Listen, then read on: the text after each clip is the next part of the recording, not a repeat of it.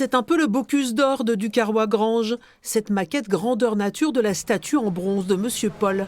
Mais ici, c'est surtout le royaume de la minutie et de l'infiniment petit. Maquette d'architecte, maquette muséale, comme cette reconstitution historique du site du lac de Paladru. Maquette pédagogique, comme celle de la maison radieuse Le Corbusier de Firminy. Ou ces faux aliments destinés au parc des oiseaux de Villars-les-Dombes. Les maquettistes de Ducarrois-Granges redonnent aussi de l'éclat à de vieilles maquettes, comme celle de l'Institut Lumière.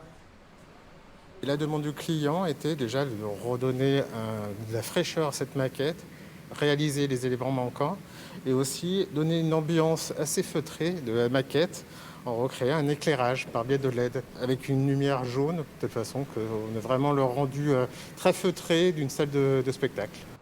L'entreprise, créée en 1948, a déménagé à Villeurbanne l'été dernier, entre deux confinements.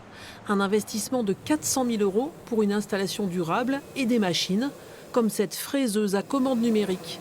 En cours, la fabrication d'un toit de maison romaine pour le futur musée archéologique de Narbonne, car le métier a bien évolué. À l'époque, il y avait une trentaine d'années, c'était tout à la main. On découpait au cutter dans du PVC pour faire les façades d'immeubles. Voilà. On fait beaucoup plus de détails maintenant. C'est vrai que la machine permet d'avoir beaucoup de finesse. Comme dans beaucoup d'entreprises, la crise s'est installée ici à petite échelle. On manque de visibilité, mais on a toujours été polyvalent.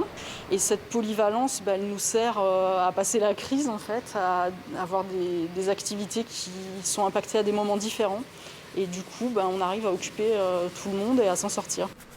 L'avenir proche pour Ducarrois-Granges, ce sont ces maquettes tactiles et ces sculptures de plus en plus recherchées.